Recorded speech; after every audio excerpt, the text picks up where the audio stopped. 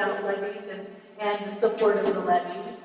And our communities and our areas are very diverse. And the smaller the district, the more local control that you have, the more control over you have in that district. So that's the rationale for offering this. I think personally, my number one reason is giving the people a voice, and that is the way you as Americans is show your voices through a vote. Whether you vote in favor of something or vote against it, it is your vote, your voice. And so that's the rationale. The deconsolidation plan is on the website. I do have a copy here. If somebody needs a hard copy and hasn't seen it. Additionally, by the front door, or by the door over there, there's a question and answers. I try to be reflexive and add questions. If you have a question that you don't have an answer, that you don't know the answer, please feel free to reach out. I did catch something on social media when I can't sleep at night. I look at social media, and somebody was, well, I asked that question multiple times and I never got an answer. And it was interesting because I am the superintendent. I work in the district office, and I was never asked that question. So please feel free to call me, Mountain View School District, and for that matter, I'll give you my cell number if you want that. I want to answer questions. So if you have questions and you're not getting answers, call me or email me. I will do my best to give you the answer. And the reality is, this school district for a number of years has really operated as two separate school districts. And so when we talk about the steps of separating the district, if deconsolidation does pass, there's much of it that's already been done. Ordering people who are assigned to different places. There are a few things that are shared across the district, but really we have operated as two districts within one for a lot of years. I'm sure all of you have looked at that. I'm sure you've looked at the plan. I do have new hot off the press today. I heard back from the State Board of Education about the process to become a trustee. If deconsolidation does pass and you are interested in becoming a trustee, I do have that. The directions are on one side and the application is on the other. So I'll get this on our website tomorrow or Monday, and it's available, so it'll be available online. There's also multiple copies here. And then also, and Carly's going to show you the website, and on that website is where you can see which trustee zone you would be in, and it's a nice, I'll let her kind of explain the website for you. Oh, no, sorry. Yes, so this is the website that the county has helped us with, and so by the proposal set forth to the state by the board, the county have this line to separate the two potential new districts. So the blue and purpley shades are the proposed Clearwater district, and the more taupe or grayish shades are the proposed Grangeville district. And so you can use a few different ways, either just scrolling in and finding your address. If you live obviously around Elk City, you would be in the proposed Zone 5 for the Clearwater Valley District. You could also expand this and you can see the shades over here. So this lighter shade represents Zone 5. The darker shade is Zone 1. If by chance you scroll in and you don't see the numbers anymore, you can use the color coding system. But that would be the best way to see where you would live in the new zones if the district were to deconsolidate. I kept it short. That was less than 10 minutes, right? That never happens for me.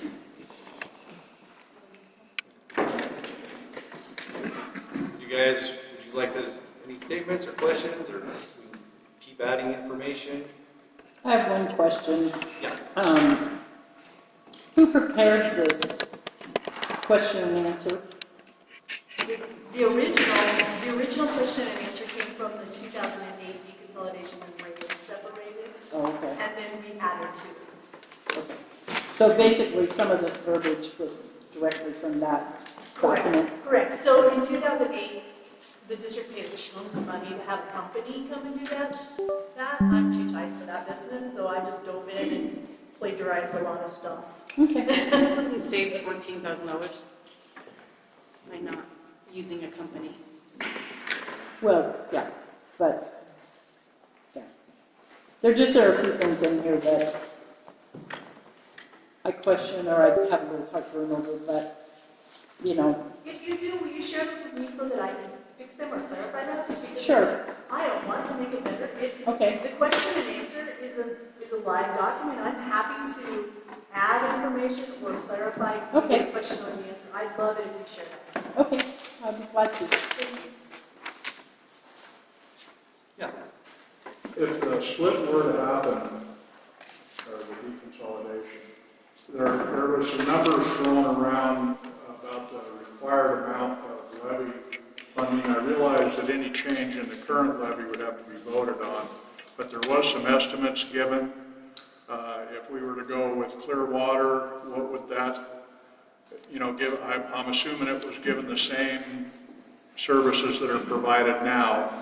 What would it cost versus Grangeville's? What would it cost per 100,000?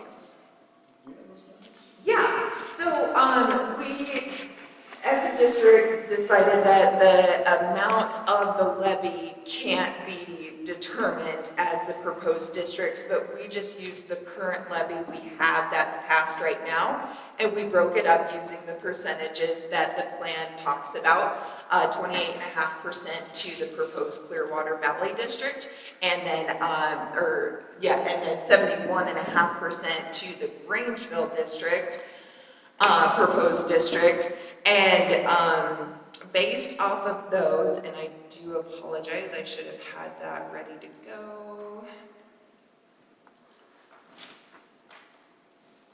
While you're hinting, I'll jump in there, Carly. Yes, please, thank you. So again, just to restate, we don't know if deconsolidation happens what each new school district would want and fund. But if we took the current levy that will expire next year, and we divided that equally, not equally as in half, but equally based on about 30% for Clearwater Valley District and 70% for the Grangeville District, then we have, then this is the form that she has. This will tell you what you would pay if we had that same levy. So right now, our levy is $2.9 million, and that's approximately $180 per 100,000. If we split it up between the proposed districts, the 28.5% to CB would be just over $830,000 at $118 per 100,000, whereas Grangeville would have a $2.1 million levy at $228 per 100,000. That's substantial. It is. There's a lot more property value per student in the Clearwater. I think it's also important, I know it's not necessarily part of this conversation, and we're still waiting on the federal government to see if they'll support or renew the Secure Rural Schools funding, but I do think it's important to say that that is broken out per county, per student, so that would still also follow a similar fund, or formula. Have any of you been tracking, now that you've mentioned Secure Rural Schools, the latest proposal that the county commissioners in Clearwater Basin have worked on to redistribute money, and that would be the federal government actually paying monies from wilderness, roadless, and roaded front, and how that would disperse, and or have any of you bothered when Senator Craig and Mark Ray were here, because they flew in recently. Did any of you? I planned on going, but my friend was dying down in Boise, so I ended up going to see him instead. I wasn't able to, however, I do email with them regularly, because I have been advocating for secure rural schools for quite some time. It's important for this district, not only the school district, but our highway districts. It's important for Idaho. And so I am advocating for it. I was unable to attend that meeting. Yeah, there are a number of us here that worked on that from the very beginning and met with Mark Ray and Larry Craig, Senator Craig at the time. and continue to work on that. So it has been a huge issue, and hopefully this latest formula will be one that has a chance to pass in Congress. But I'm a little concerned with the current climate for those kinds of funds. it's been 20 years, so it's been a long current climate. Well, I think she's talking about the immediate current. Well, that's neither here nor there. Secure rural schools for Idaho County started at $11 million. And we all know it's down around 6 now. So some of us have struggled, you know, election cycle after election cycle to try to get that back up or to find a solution. So, but I'm guessing if we actually are successful at that, Grangeville will stand on its economic base and the rest of us will then benefit from whatever comes off the forest because we're out here, so. And that's the problem. There's no magic formula at this time. I mean, whether we stick together or we separate, like, probably levies are in the future no matter what. I wish we could just say, hey, this is the answer, but there isn't an answer. So that's why it's an alternative. It's staying together isn't ideal, and separating is not ideal. Carly, do you by chance have numbers on how much it's going to cost if we do the deconsolidation, and how much it's going to cost the new district to employ principal, all the things that Grangeville now has, but you wouldn't have? I don't have those numbers, but as Superintendent Holdhouse mentioned earlier, we, in a lot of our departments, were already operating as 2 districts. For example, our bus transportation, both Clearwater Valley has a bus transportation supervisor, Grangeville has a bus transportation supervisor. Obviously, all the buildings itself are staffed full, and that wouldn't change. We talk a lot about how the principal or the superintendent position could look.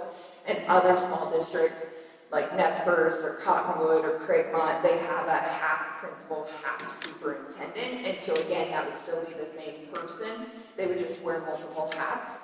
Like for my position, it would be the same situation. Craigmont, Nespers, Prairie, Cul-de-sac, they have a business manager that's also HR, that's also accounts payable, that's also clerk. And so it's just, it's not an expansive number of people, it's just more hats because they're smaller quantities of the job you're doing. Their pay would go up, though, correct? It would depend, like hypothetically right now, if the superintendent that Mountain View has was only the superintendent for Grangeville, in order to keep that pay, they have to wear those hats. Whereas like the superintendent for Clearwater Valley, if they were half principal, half superintendent, maybe the pay would fluctuate, or it would have to be determined by the board. Is there a list anywhere of the required positions that need to be filled? Because that'd be interesting to see too, like counselor, the title manager, the school nurse, you know, those types of things. I've never asked for that, but you know, that's a big question because there's a lot, you know, you've got to have administrative people like Jess at Grangeville, at Jim's, people like that. I'm just wondering, and those positions are already somewhat filled, like Clearwater Valley Elementary and High School already have those positions. So, but it'd be interesting to see how many spots, how many things have to be filled. Yeah, it's at the state level, it's a lot of designations. And so, like, for example, Kim Fales, Mountain View's federal program director, is also our curriculum coordinator, who's also our assessment coordinator. And so, at the state level, she has all those designations. And so she's fulfilling all those duties. Right. I think she has 5 different designations with the state. And that's, as I penciled it out, and I cannot answer that question because I'm not the new board. If deconsolidation happened, the new board would. But I'm going to tell you, I spend my time driving up and down the road or at night when I can't sleep, kind of penciling it out in my head. And the reality is, we have 5 administrators in the district, and I would imagine that Mountain View would have 3 and Clearwater Valley would have 2 based on their numbers. Now, what that administrator would look like, they have to pick up some of those hats that Kim Bales has, for instance, your special ed director, so there's some other titles or designations that wouldn't just be the superintendent. With Mountain View, I'm the superintendent. With a Grangeville School District or Clearwater Valley School District, you wouldn't just be the superintendent. So I've seen that social media comment a lot about it's 2 whole different administrations, it's going to double the cost there. No, you're just really splitting the costs and rearranging the duties. What is would- the current we would have cost to find per out. student and the projected cost per student after the split? I'm sorry. What is the current cost per student? And what is the projected cost per student after a split? So Carly would have the current, I believe. Do you have the I current? do have the current, it's on our website. And when I say current, it's through the month and not the end of the school year, because we haven't captured all of our expenses yet, so, it's under board reports. And so, we have these calculations, but, again, we don't have the way to determine what the new potential districts would look like. That could change. That could change based on what design the new trustees have for the new school district. So, what they want to have, how many teachers per building, what the staffing looks like. That's all of those decisions will drive that. Then I have a question. When Carly first came up and did the deconsolidation meeting, and we talked about Oak City in particular, she had an 8.5 by 11 piece of paper that were all funds that came directly to Elk City, that if Elk City School closed, this was actually when we were talking about levy, sorry, not deconsolidation, but levy. And she said, those monies would go away because they're designated especially for here. So that sparks me a question, how much of that 15, if I can read it, 15,000 are those funds in there? That money and Yes, yeah, but whatever we're gathering from the state is a part of it, but the expenditures as a district, and I think that's part of the question or conversation is like, we have so many locations to view, and so that's why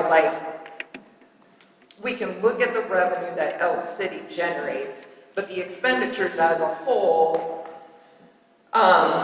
we just have to keep that in consideration. So there's part of that cost that are district-wide expenses, like the utilities, for example, at the district office in Grangeville get spread not equally, but percentage-wise per student.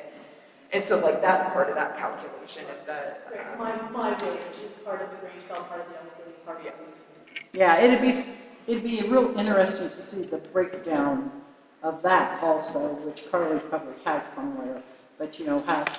it's an interesting spreadsheet if you want to. Maybe I'll come see you sometime in the next couple of weeks and we can look at it, but yeah. I just was, because that's something for years and years. Most of you guys know I've been here forever. I may not be the longest lasting one in here, but pretty close.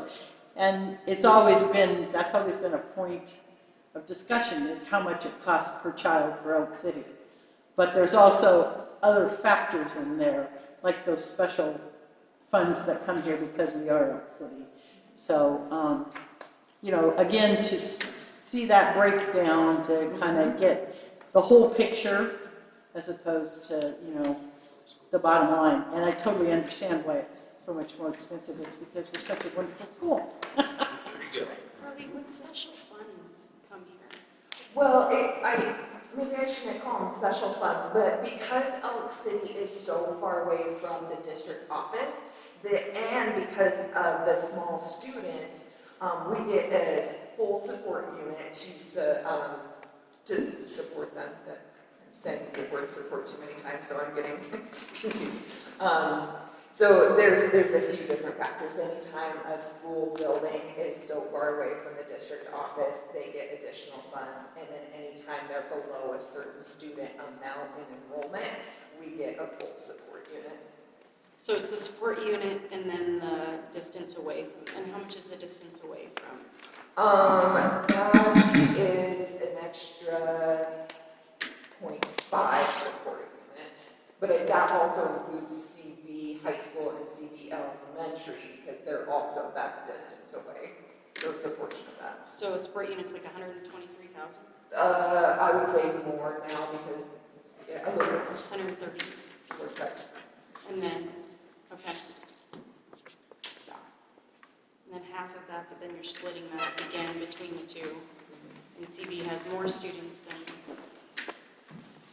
so, like that would. I Well, have my the sheet old that she gave us Yeah, was you not can chump see change. it. It was a significant amount of money. And it was, you know, if the school closed, that money was gonna go away. It wasn't gonna go back to any place else in the district, was the way it was described to me at that meeting. So, I have 4 questions. Can I ask them? Yeah, run through I was them. hoping We have, I was getting to we have, something. like 7 minutes, we have 7 minutes, so let's go real quick. Is there a guarantee that either of the school districts, if it's separated, will keep Ellison's school open? No. Okay, if the town decides to do a charter school or alternative school, is the use of the school building an option to utilize? If it goes to a charter school? Could they rent it? Yeah. Could they buy it from us? So, that would of course be, Yeah. sorry, Let me- that would of course be up to the new board of trustees. I would think if there's school here, the answer would be no, but if they were to close the school, it would make sense for them to consider it. However, I'd also have to say it would make sense for them to consider selling the property as well. I'm not speaking for that board of trustees. I'm not a So trustee. who owns the school? The school, If it the deconsolidates, district, the new district, Clearwater Valley District. it just automatically goes with whichever. Yes, and so like some examples that I've seen in the past, districts, if they close a school, they hold on to it. In the closing, they'll determine, we're going to close it for this many years and reconsider it. Usually it's like 1 year reconsider, and then a number of years reconsider. And they usually in the closing will say, at this date, we're going to make a decision about what we'll use the building for. Well, if they're not selling the building, it only makes sense to get revenue by renting the building out. So I would say it's a likelihood that they'd be willing to rent it until they sold it, if that's a decision they make. But again, I have to say the caveat is I'm not a trustee. Well, and there's Powell, Idaho. Powell, Idaho. It had a school building, and we weren't able to open it for so many years, so we sold it to the Forest Service, and they're using it now. So that's another recent example. The district sold Whitebird School District to the city of Whitebird, and I believe they made them a heck of a deal. So, yeah, I would think. And now there's a Christian school in it. Right. Okay, my last question. If we got shut down and started an alternative type of school, would we still pay the school and levy taxes to another district besides our city? oh yeah. You pay your Would that change if we had a school here? I would say it would depend on if you're in a district.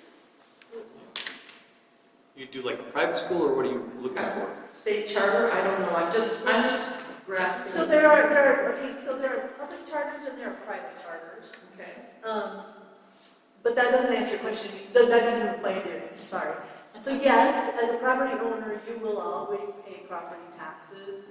You can remove yourself from a district. That actually happened in another, but they won't let you have to become your own school district and have a school, because our state constitution says that we have to offer education. And so if you were to separate yourself away, if Clearwater and Grangeville split, and then they closed up city, and then you asked to become your own district, there's some criteria you have to meet to do that. So there is a process for doing it. I don't really know those steps necessarily off the top of my head. That's something I've never let my heart look at. But there are like 10 districts with kids under, like an enrollment under 10.